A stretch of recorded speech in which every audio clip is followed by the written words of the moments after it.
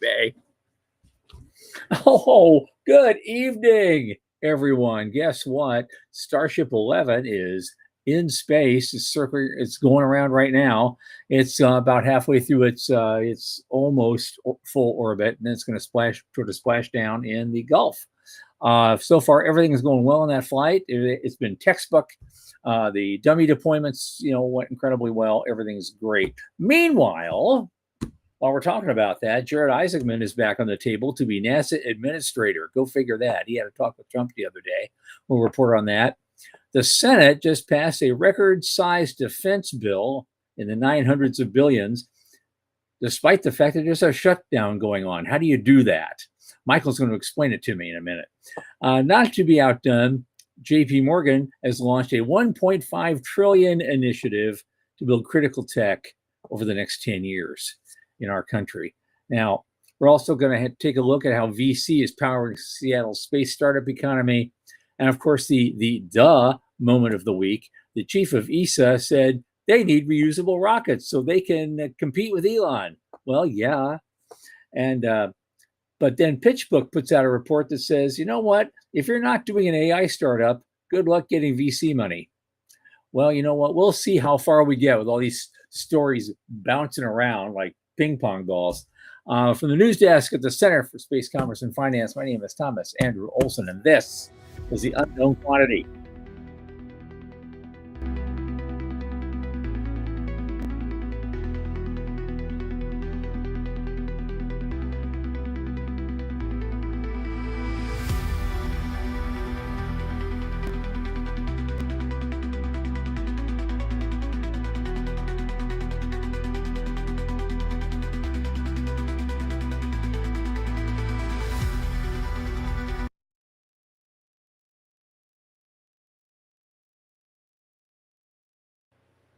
Okay, as you know, this program is brought to you by the Center for Space Commerce and Finance. And what do? Well, you know this. We champion and strengthen emerging space startups and space-adjacent enterprises worldwide through advisory, access, and advocacy. And I did a bunch of advocacy at IAC a couple weeks ago. Our pitch events and world-class boot camps fortify startups to be better investor-ready. Now, a lot of our work, especially this podcast, is supported by our listeners and fans like you. So if you just go to cscf.space/support and click that Plain to Stay donate button, a little in the tip jar every month makes a huge difference in everything that we do. Thank you so much in advance. Now, let me bring in my oldest space friend from way back in ancient history, Michael Lane, who finally got back from his sweat lodge experience. Michael, tell me how that went. Hey, how's things? All right. Sweat Lodge, the cult of the space elevator was pretty successful last week. I'm not going to shy about that. I'm pretty happy. Good. Kool-Aid. We passed out around a lot. We drink the Kool-Aid. Okay. I won't ask what was in that. I was at Seattle Space Week, which we're going to talk about here in a bit, but It was a giant event. It wasn't big in terms of numbers, right? Seattle is a small town by comparison. AI Tech Week is next week. They have 50 events. We had 15 events, right? Okay. To put in perspective. Sure. Again, that's going to come up later. But our 15 events were solid. I went to about 6 of them. Amazon had a big thing talking about, how they do space, which is good, right? The AWS cloud is solid. If your choices are AWS or Microsoft's Azure, right? Like, okay. But that's the world, right? And this region is known as the Space Data Corridor. So we have a bunch of satellites. The ones that just launched a few minutes ago came from here. But we also have a big pipe to the rest of the world. So it's pretty interesting. I had quite a few really useful business development conversations that were super fun. So that's where we were drinking Kool-Aid and singing Kumbaya. It was fun. It was a good week, and so lots to catch up from that. So Good. yeah. And you, what's going on with you? You're back from Me? Australia. You're chilling. Just Yeah, I'm chilling. I've been working on, well, I've got like 39 different things I got to do for yeah. on 4 different initiatives. But other than that, hey, I'm fine. You know, the tax bills are due on Wednesday, and so I'm just kind of sweating through that. Um, yeah, I always blow it off until October. It's like Until every the last possible second. yeah, Yep. that's what's going on there. And we're also going through the normal sweat and waiting for Friday. We're supposed to close something significant on Friday. I hope that actually happens. That would be good news to share on Monday. Fingers Yes, it will. crossed. Absolutely. So I'm keeping every digit and Yeah. appendage crossed at this point. Just trying to keep my yap shut about it. And so Was that something that came out of IAC, or was that? I know you've been working on some. no, that was something that actually came out of ISDC. Really? Yeah, I met somebody there who turned me on to these two guys, and I thought, well, maybe we can do some kind of thing with them and Yeah. have some kind of relationship because of what they're doing and what we're doing, and we'll see how that works. All Then right. they brought up the idea, well, we're working on getting like a huge crap ton of money to do this and this and this. Why don't we I am hopeful. I am hopeful buy for into you. your You've been working thing? on it for So a long time. we'll, Good. this would be it's long overdue, and I'd sure like to see it happen, and I'm just Yeah. hoping it does. Awesome. Fingers So crossed. I'll know Friday. All right. All right. Absolutely. Drink that Kool-Aid. Hey, Jason. Yeah, so Starlink is not in Kent. That's Blue Origin in Kent, Washington. That's about 15 miles to my left here. But Starlink is in Redmond, which is about 30 miles north of me, behind me. So Probably neighbors with Microsoft. they are. They are. Both Starlink and the Kuiper network are both being constructed basically next door neighbors in Redmond. Redmond is the satellite capital of the world now. More than 70% of the satellites in the sky came from within 50 miles of here. So Okay. yeah, pretty neat stuff. It's funny speaking of Redmond because technically it just occurred to me this year is the 30th anniversary of Windows 95. You notice that no one talks about it. Nobody talks about no it anymore. celebration of any kind. No. They don't want to hear all the. No, I think they're done with that. Yeah. All right. What do we got today? Okay. Well, actually, the next big thing, if SpaceX hadn't launched, a half an hour or so ago, the big thing would have been Jared Isaacman is back on the table. All right. To be a NASA administrator. Are we going to talk about SpaceX, or are we just moving on straight to? Oh no, we can talk about SpaceX. I just say what's going on. I thought, okay, we'll talk about. I mean, the flight is going. It's ongoing right now. As of right now, they seem to be doing okay. Looks like they're starting a reentry sequence. I've seen a little flame coming out the bottom of the thing, and they're only they were 167 kilometers above the Earth. Now they're only 99.4. So they're in their reentry sequence, and they're firing the retros. And so they haven't slowed down much though. There's still like 26.7 kilometers an hour of speed. They have a lot of speed to shed still. So we got a while. I have to look at that. All right. Yeah, no, we were all watching it just before the show. We were all kind of. Well, a lot of people are watching it too, especially people with money and people with connections and people. I mean, I'm sure Trump is glued to it himself. I mean, I did notice the Gulf of America in the. They did a view of the trajectory.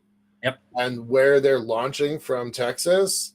And that little corner that used to say Gulf of Mexico now says Gulf of America on the prompter. Here's an interesting little aside too. When you think in the same vein, when you think about it, right after the main stage separation, and it started its trip back to a landing also in the Gulf of America. I heard in the background, you always hear all these people applauding. Everybody's going nuts, they're screaming and yelling. I heard a bunch of people together all start shouting, USA, USA, Really? USA. Did you All hear right. that? Yeah, I did. Yeah, Yeah. I did. I forgot about that, but That was interesting. something I did not expect No, I didn't either. from that crowd. Musk jumped into the live feed without kind of any warning or prompting to his people. So he just walked on screen, put his arms around everybody. He's like, "Hey, I'm hanging out." They're like, "Okay, hi, Yeah. boss." Right? What else? What else you gonna do? Right? Right. And then that was all live. So, all right. Well, So at least he Starship wasn't wearing his in Doge motion. hat. Like, what do you do here again? You know, you don't want him breathing down your neck, when he's in that mood. Probably not. No, probably not. All right, let's talk about Jared for a minute. Yeah. How did that happen? Because it was Trump who withdrew the nomination because I guess he never donated to a Republican in his life. Right. And so everybody got upset. And probably maybe Trump also was under some pressure. Yeah, but that was known, right? That was known. We talked about this. Complete background check. Exactly. Right. Yeah. But now he's back on the table. Yeah, they actually had a meeting. Okay. Yeah. So I don't, but there's very little info about actually what was said in the meeting. Right. But no one's in denial that it's happening. The meeting happened, right? It is the meeting happened. That's all. Would be. It's all we know right now. My question: What does that mean? What does that mean? Do you have to do the Senate hearings all over again, or can you just go with what you did? Take a vote. I mean, they were days away from the Senate vote, and everybody was on board. Everybody was. So why would they have to? I mean, Even unless he has done something, buried some bodies in the backyard, I don't feel like there's anything that they can dig up, literally or figuratively, that he's done in the last 4 months that they didn't already know about. So, and God forbid they put a blue-blooded Democrat who never contributed to the Republicans before into this top spot, because you know what? The guy is hyper qualified, and we would all like it. I'm curious, what does Sean Duffy, the interim head of NASA, have to say about this? Which, again, there's no information, so it's just there's speculation on our part. And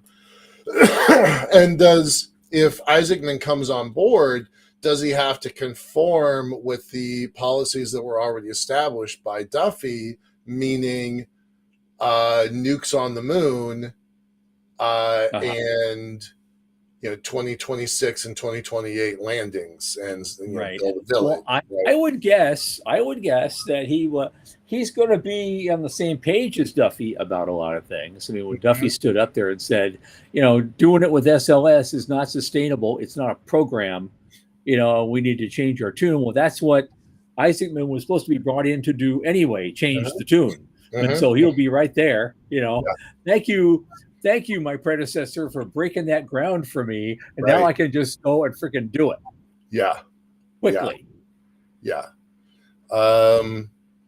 Did you know this? There's a thing in here. It was kind of like throwaway line. Isaacman is a seasoned space traveler, having led 2 private space flights with SpaceX in 2021 and 2024. Everybody knows that. What I didn't know is this next line. Shift 4, that's Isaacman's company, has invested $27.5 million in SpaceX, according to a 2021 filing. So I didn't know that he had a stake in SpaceX. By the way, that was a really good move, because he has made a lot of that equity has gone up a lot in the last 4 years. So good move on that. Now, did you know about his investment? Because I did not. I did not. But But to appease the Senate, what he's probably going to have to do is not divest himself, but just make his shares non-voting or do something else. He needs to remove himself at arm's length Right. from those direct investments Yeah, to definitely. avoid a conflict of interest. Yeah, Trump had to do that in his first term. yeah, He yeah. had to walk away from a whole bunch of things he was involved in. Right. And presumably he did it again a second time. I don't know that he did. I think I would have heard Well, that. no one said he didn't, because Yeah. your guys would have been on top of that like stink on shit if he hadn't done it. I don't know. In a nanosecond, that would have been out there. Oh, he didn't divest himself. He Yeah. didn't. All right. Maybe he did. Maybe he did. Yeah, I still don't want that job, man. Coming in as NASA administrator after Doge, after rifts, after the government shut down, after taking the axe to Mars and the other science programs, I would not want that job. And Isaacman is going to have some really tough days. But he never went back to shift 4, to my knowledge.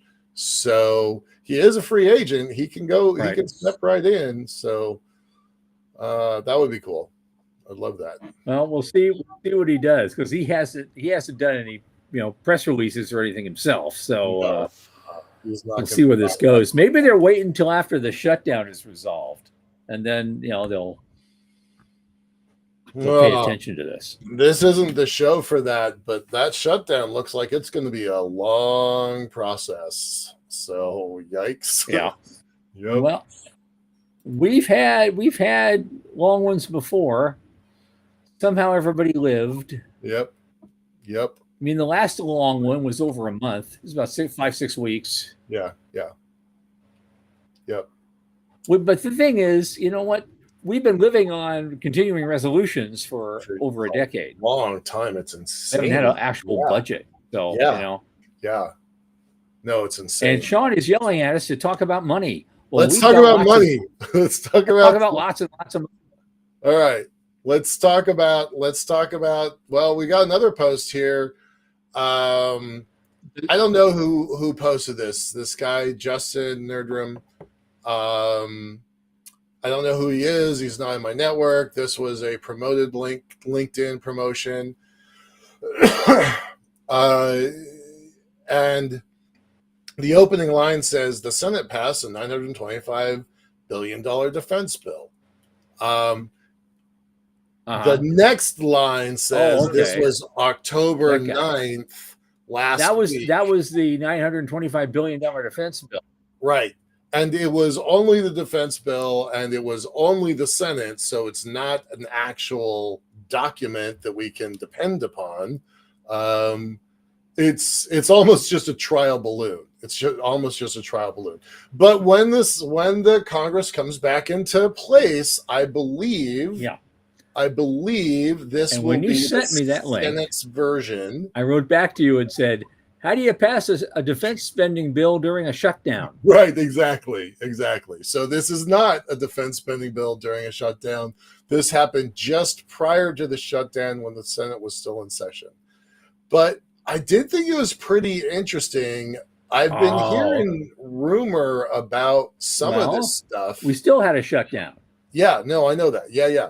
So when the government comes back online, I believe that this will be the Senate's version that has to be reconciled with the House. I don't know if anyone else is seeing Michael the way I am seeing Michael, but he's really slow. Oh, drat. I'm fine on my side. Can you hear me? Anybody hear me? Can anybody hear me? Oh, live shows. I love live shows. Okay, Sean can hear me, so I'm going to keep going. I love live shows. I really do. All right. I'm going to just keep going on this post, and then I'll cut off for a minute. So the stuff that's thing about this is, yes, $925 billion. We knew that was coming. but in the quote, buried in 1,800 pages of provisions that kill a decade of red tape. So that's coming from I this guy, like that Justin. part. Yeah. Yep. Cut hundreds of outdated statutes. Commercial off the shelf gets priority over custom builds. Consumption based contracting. So that's like pay per use for cloud usage. And Mm-hmm. non traditional contractors exempt from DoD business rules, which honestly, thank God for that. Yeah, I, they're going to go to the equivalent of a Space Act agreement, aren't they? yeah, I hope so. I hope so. So it was pretty interesting. As a former U.S. Marine, the idea of getting nearly $40 billion for base infrastructure at all bases is a big deal. Yeah. Micro reactors at forward bases, I think that's a giant thing. Mm-hmm. So yeah, it's kind of cool. I'm not going to read an 1,800-page Senate document, but if this is all true, and I don't know the source, I like what I'm reading from this guy's summary. So Okay. fingers crossed. Right. And he makes a good point. He says, look, this is why it matters. Ukraine burns through drones faster than we approve contracts and hypersonics while we're stuck in requirement reviews. So the traditional acquisition can't match the threat velocity. Boy, Right. is that true. Boy, is that true. No kidding. Yeah, so I mean, this was a LinkedIn suggested algorithm read, so I don't know the source, but my first impression of this is pretty accurate, and it certainly has an impact on our space industry. So that's why we're talking about, Sean, because it's still talking about space and money. There, did I That's right. That's right. make that And, cycle back to where we're supposed to be? and as Sean says, though, Marines are good at accounting. You know that's where I learned spreadsheets, buddy. That's right. That's That's right. I Okay, well, you want to talk about a number? Let's talk about a really big number. yeah. $1.5 trillion. I didn't think your intro gave that enough emphasis. It's not a B, it's a T. Yeah. Trillion. Trillion. Trillion. But What the hell is that? it's over 10 years, though. So Yeah, it's yeah. 150 billion Right? per year for 10 Yep. years. But that's Yep. no matter how you add it up, that is a huge, huge commitment. Yeah. Unbelievable. And they're dedicated to just growing the strength and resiliency of America's economy. And it needs more speed and investment, and they're going to remove obstacles that stand in the way, like excessive regulations and bureaucratic delay and partisan gridlock. And education system not aligned to the skills we need. Oh, there's a big comment that's going to create a lot of partisan gridlock. But I mean, seriously, talk about putting money where your mouth is. I'm actually on board with that. Being solid blue, I can take the hit. It's a legitimate hit. Yeah. And they're going in all the right places: defense and aerospace, supply chain, energy independence and resilience, and frontier and strategic technologies. Yep. Includes AI, cybersecurity, and quantum computing. So, and then there's 27 sub areas if you want to click the link. That's I did click the link. I'm going to show it here in a second. Okay. I just want to talk a little bit for a moment about the source of this, right? So this is a JP Morgan press release. It just came out a few hours ago. I'm not going to name my source, but I have a friend at JP Morgan, and he's a super big space nerd. And he's like, to preempt the question, this is his direct quote. I'm not going to name his name. To preempt the question, I don't yet know how this program is going to be operationalized, which companies are a fit, etc., but it's a gigantic number. I'm gathering info and will share as I learn more. So there is more to come on this story, but I am so excited about this. Keep in mind, just we've reported on this show a couple times. Maybe it was 6 weeks ago, 7 weeks ago, when the Trump administration took 10% of Intel. Mm-hmm. And then there was immediate talk about, is America going to create a sovereign wealth fund? And then in the last 3 weeks, the administration has taken a 10% equity stake in 2 rare earth element companies. Yeah. Because they want the strategic reserve capabilities of those rare earth elements. And then this, right? 1.5 trillion. So let's go back in time. A couple weeks ago, SpaceX had a $19 billion deal, and I'm like, this is the biggest deal of the year. And then the next week, Germany came in with $41 billion. I'm like, well, that's the biggest deal of the year. And now JP Morgan says, Well, hold my beer. hold my beer, exactly. And then Japan comes on with almost chump change with a $7 or $8 billion deal. 6.6, I think it was. Right. But nobody used a capital T, right? Nobody Japan did. It was $1 trillion. $1 trillion. All right, fair enough, but technically, all right. That's how they put it out there. Yeah, so here's JP Morgan saying, look, this is what it's going to take. We are going to JP Morgan will make direct equity and venture capital investments of up to $10 billion to help select companies primarily in the United States enhance their growth, spur innovation, and accelerate strategic manufacturing. Okay. So yeah, we don't know how that's going to play out. My friend gave me, almost no information other than this link, and we all know what we know at this point. But well, I guess our job now is going to be to dive a lot deeper into this, and mostly to see how our buddies in our industries that we like, right, new space, etc., and start how they can get a little tiny piece of this. I'm gonna grab the screen for a second. Okay, yeah, Sean put the no, sorry, go ahead, Sean. Sorry, I didn't see you had the up there. Put that 27 links, the 27 strategic. Yeah, so the sub areas are pretty interesting. We really like the section that's in purple, defense and aerospace, but the green section, supply and advanced manufacturing, that's all pharmaceutical precursors, advanced manufacturing, mission critical real estate. Well, if you're building something on the moon, that's mission critical as far as I'm concerned.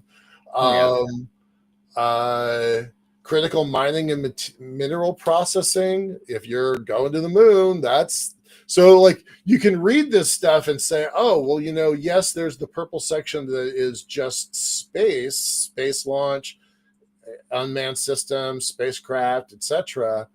Like critical minerals? Oh, yeah.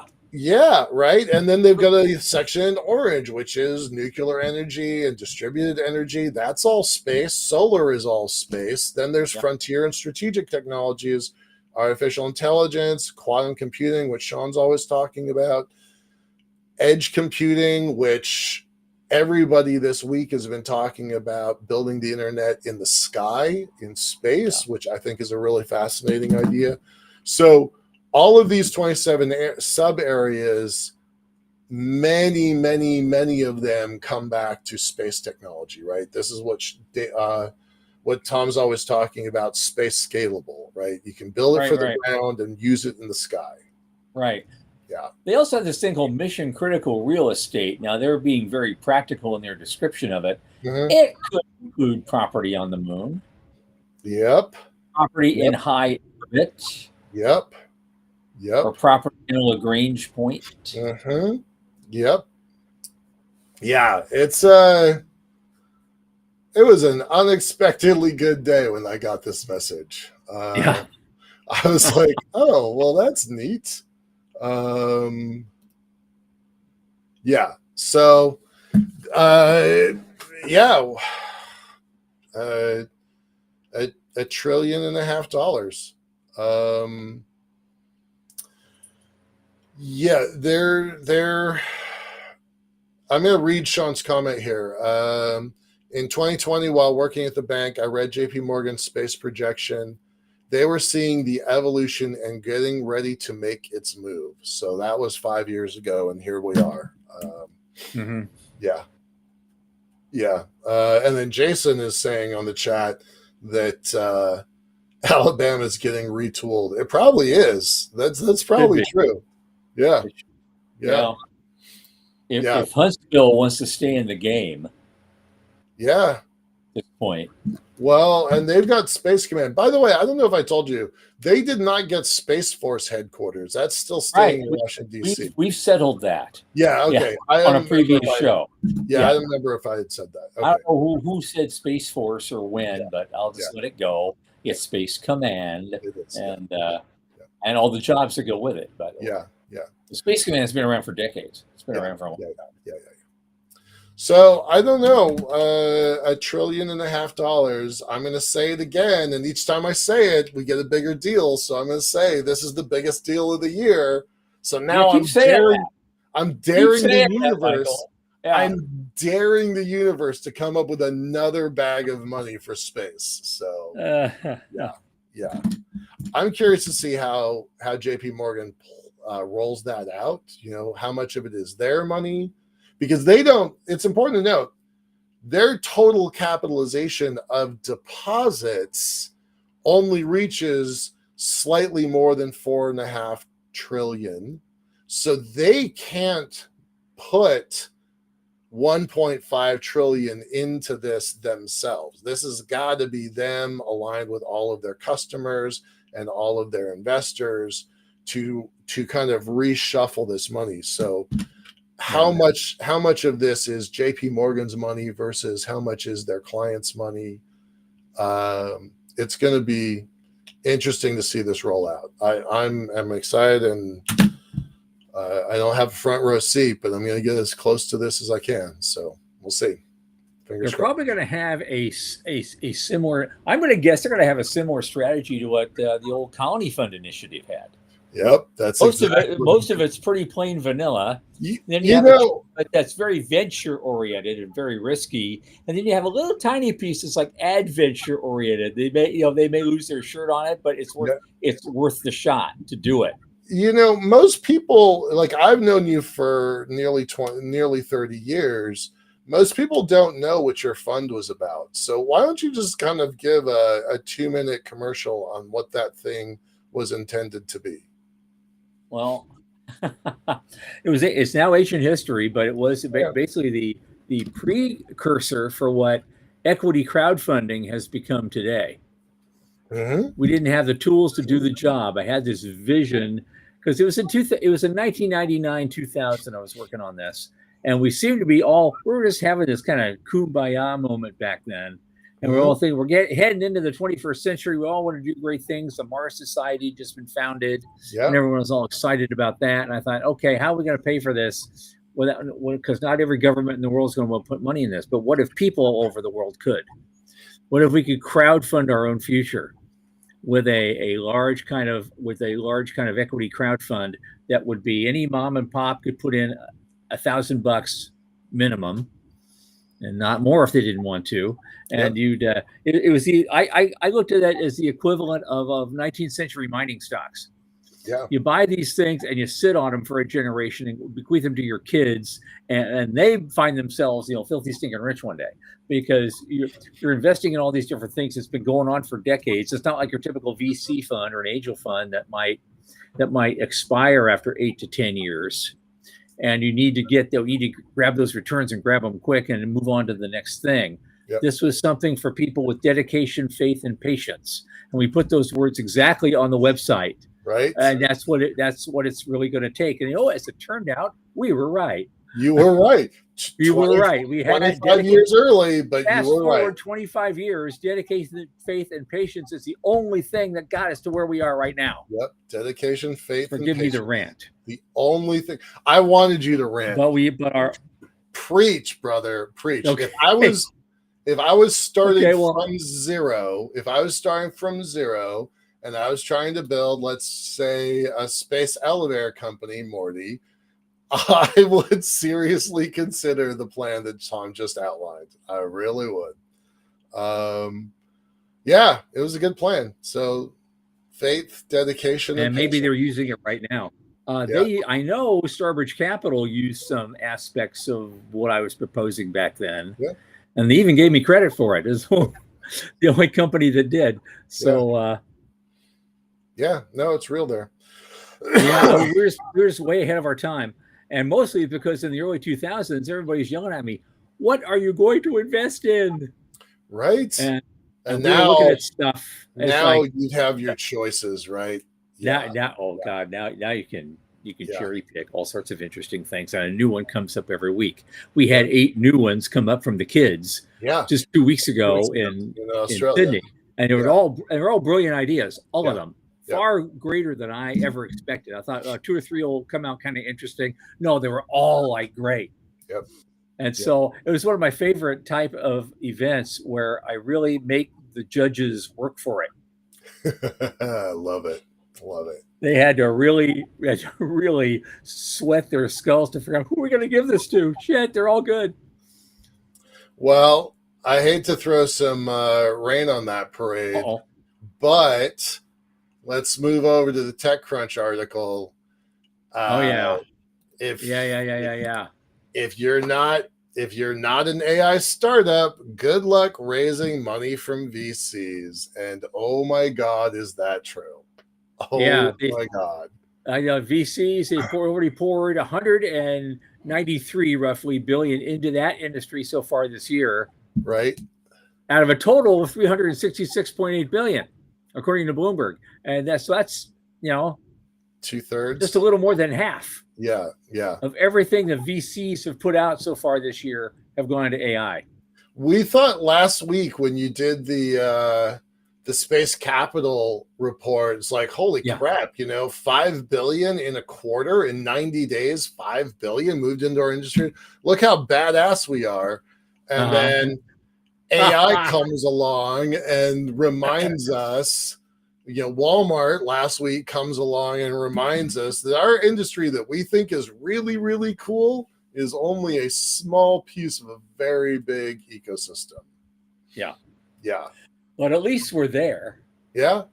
We're on the map there, and we're adding value. That image I drew, I'll have to find it and share it again someday, where it shows that it used to be years ago that space is kind of on the outside looking in on all these other industries over here. Well, now space is in the middle and all the industries are surrounding it, and there's arrows drawn between all of them because space has something to offer everybody, and everybody has something to offer space now.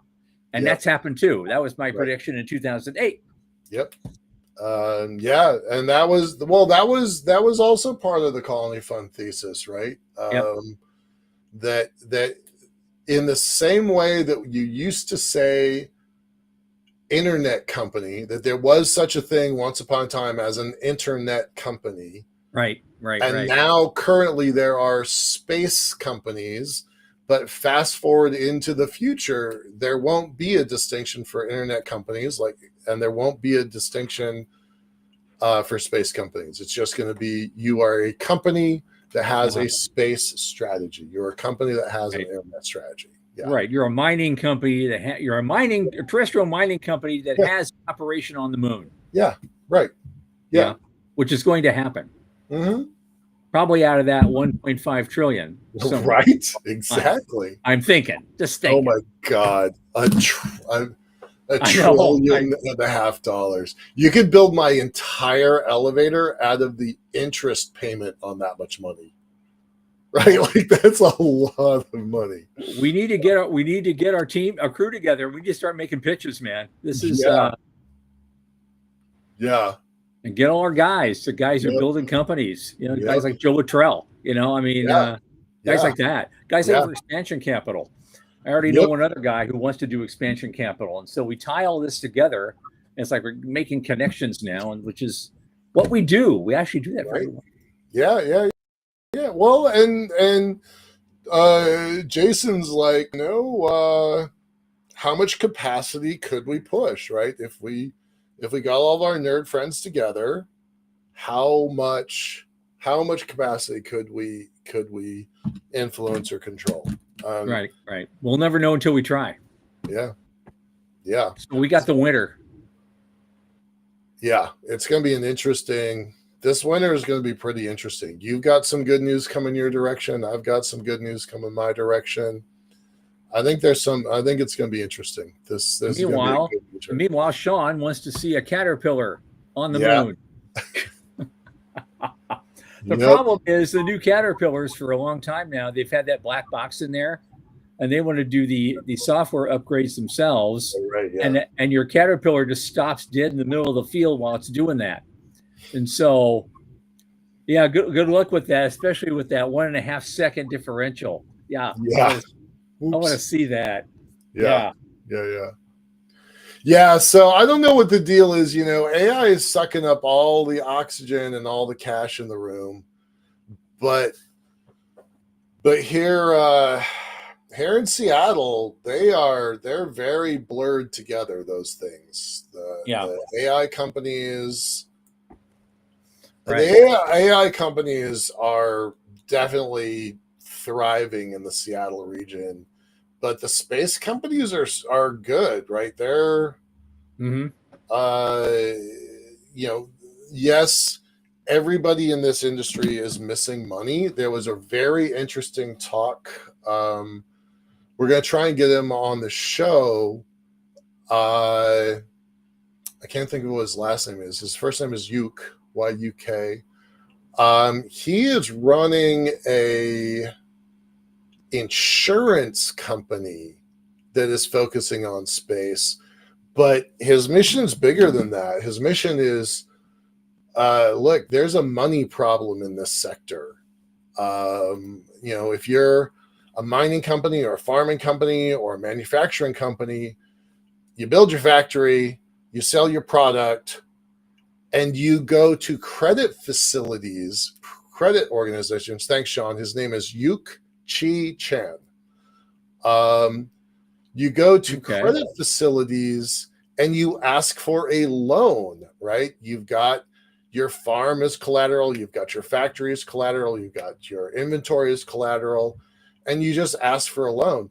What's happening here in this industry is it's forcing companies to go public when they don't want to get any more trades for equity in the VC market, right? Exactly. Series A, B, C, D becomes more and more expensive, and you don't want to give that money up, but that equity up, but you need to get cash, and there's no place for it.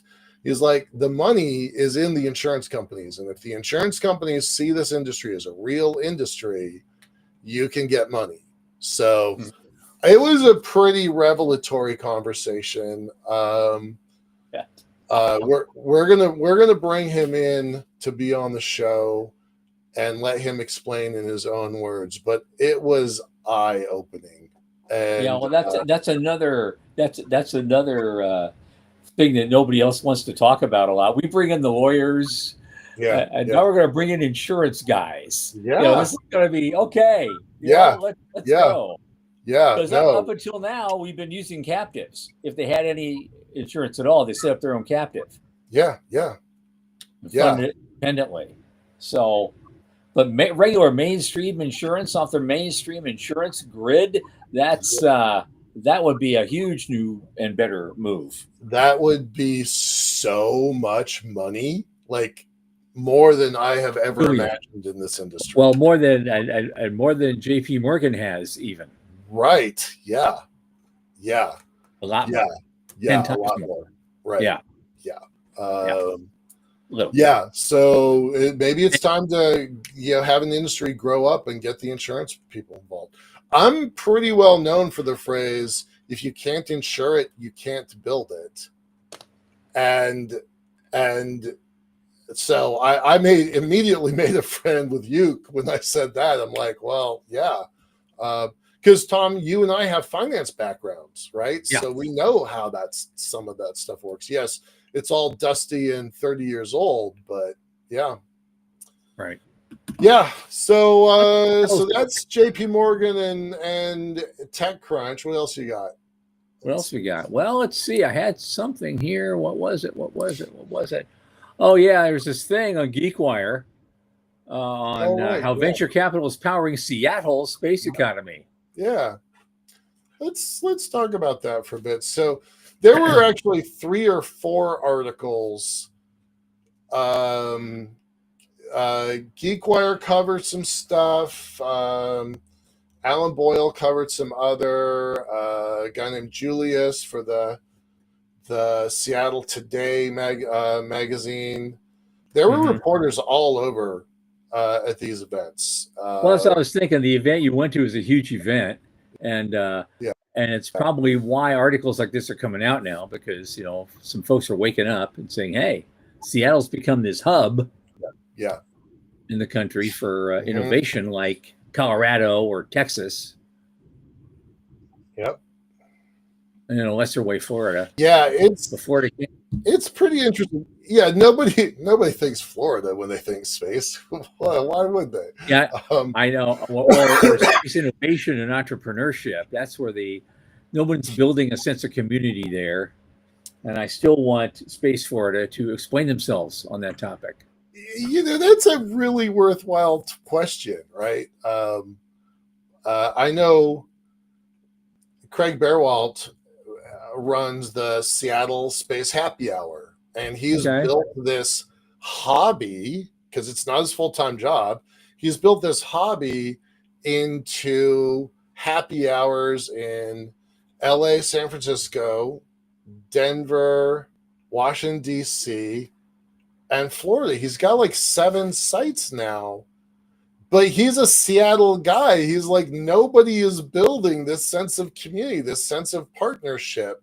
So I'm going to put together a beer, and we're going to have these happy hours once a month. And now he's got like a national network of happy hours because Florida wasn't doing it.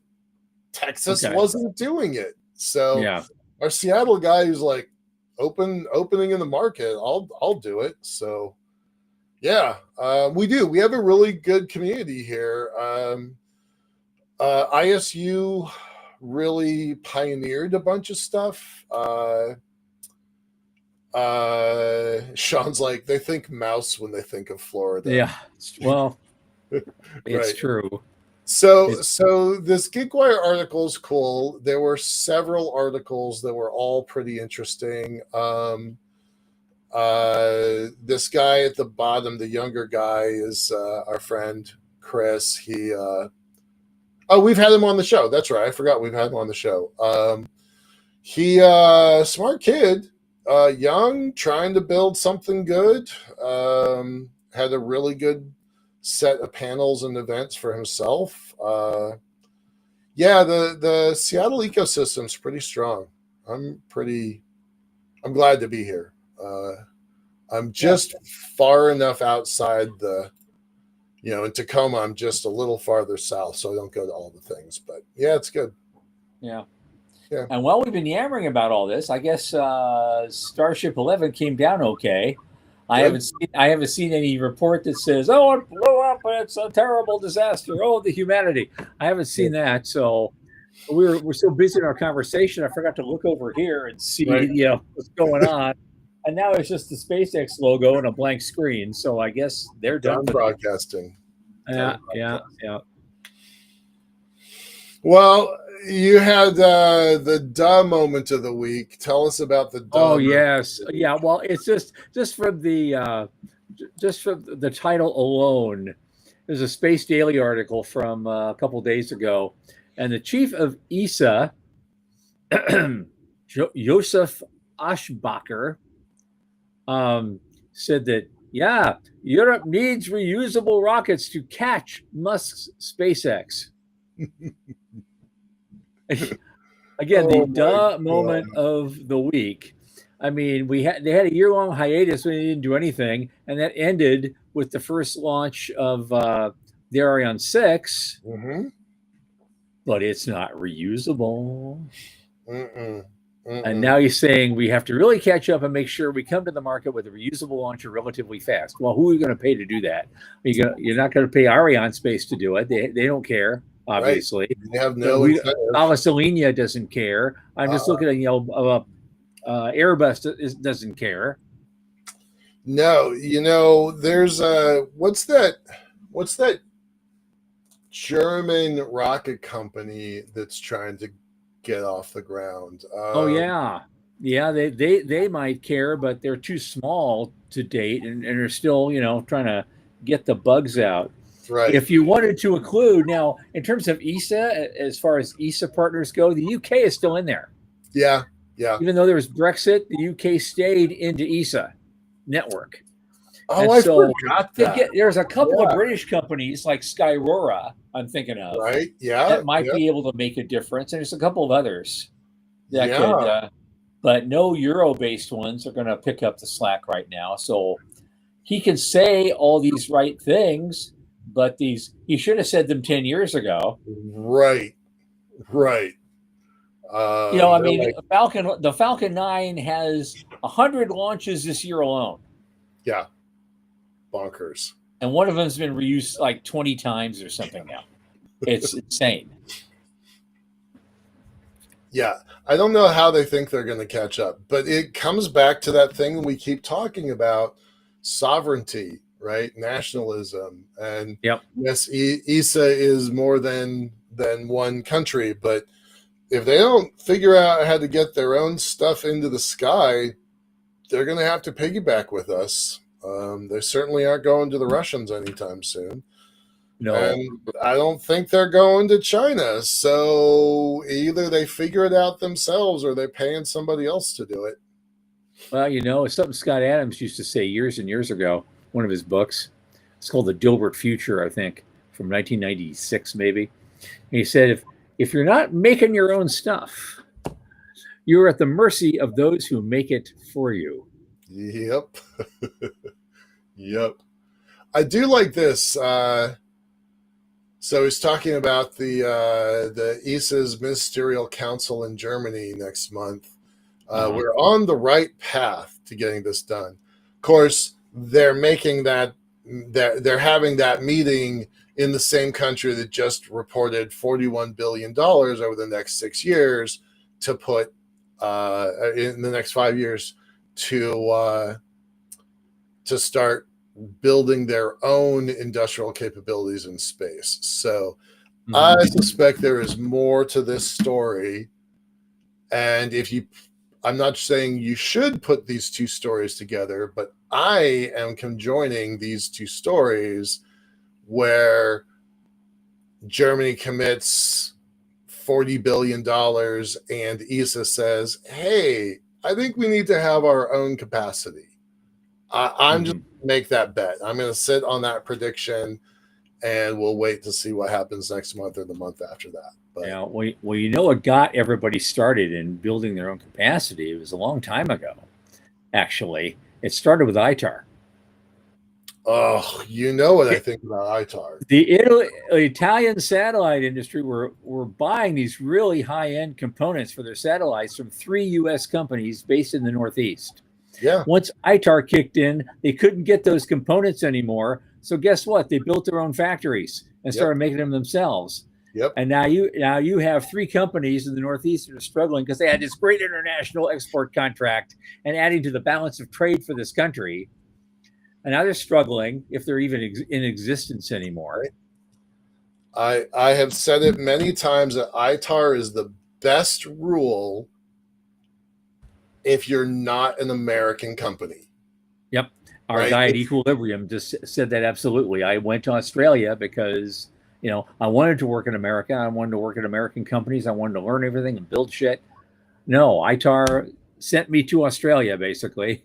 Right. Well, here's I couldn't say it better, Jason. Boo Itar. That's Yeah. his comment. Boo Itar. Yeah, Yeah. that's the easy solution. Just boo them from afar. Yep. Yeah, Jason, Rocket Lab is going to Germany, and so is Planet. Planet's going to Germany also. I didn't know about Rocket Lab, but I know Planet is. I thought Planet already has a big thing going in Germany, and they Yeah, were they expanded. and they just spent a whole bunch more money to increase their capacity. Yeah, yeah, yeah. Hey, Dr. Cathari, of course, that's what we're here for, is to read the news so you don't have to. Just kidding. The good, the bad, and the really ugly. Some of it's pretty fun. I would say this was a pretty good week for space, though. Yep. Yeah. I dare the universe to come up with a bigger than $1.5 trillion deal, though. Yeah. Yeah, that's crazy. That is crazy. All right, so we have 5 minutes left. Next week, drum roll, please. What do you want to say? Next week. Well, it's a special show. I mean, we do have a guest on Thursday. His name is Daniel Tompkins. He's from a company he started called Grow Mars. Yep. So this is going to be a study on off-world agriculture and how we might get it done, and probably making money while he does it. So I can't wait to meet this guy and talk with him. I mean, it's Thursday. That's what I meant. Next week, Thursday. Our next program. Right. Our next program, Thursday. Our next show coming up Thursday, 8 p.m. Eastern. But we're also a special show. We're going to stretch it out to 90 minutes as we are celebrating our first anniversary as a podcast. We've done this for a year, Michael. My God. Yes, a year. Awesome. There's a lot of water under the bridge. So we have a lot to review, and we're going to reach out and invite everyone who's ever been a guest to at least come on and make comments in the chat, that night. And we'll try to have a rousing conversation about where we've been. I want to look at where we've been and where we hope to go in the future. I think we have a lot of good ideas, and we're going to expose those to the universe. Hopefully a caring universe. Hopefully. Oh, Sean. Yeah. I just saw that comment. Yeah. No, it's a year, man. It's been a year. So for folks who are kind of like joining us late, we started doing this just twice a month, and it was cool. And it grew, and then we not just doubled down, but quadrupled down and shifted it from 2 times a month to 2 times a week. So that started in March. Yeah. So, but it started here, so that's pretty neat. Pretty happy about that. We're going to take everyone we've ever known who's been on this program. We're going to invite them in. I don't know if. And if some of them really have something significant to say, we can give them a temporary link. They can come in on the restream and why not? We'll blow the servers out and just have a good night. Yeah, it should be fun. Yeah. So definitely make sure you make it. Tompkins is an interesting cat. He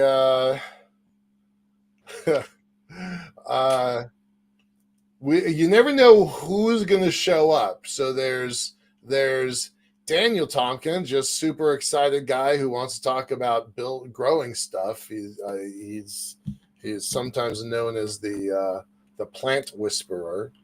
And then there's Dr. Tompkins, who shows up with his PhD hat on and gets super technical really fast. So gonna have to kind of bring him in and shepherd him around a little bit, but he's super fun. So and Cathari is pointing us to a thing. Link. I'll take a look at that afterward. Thank you. Yeah, is AI a bubble?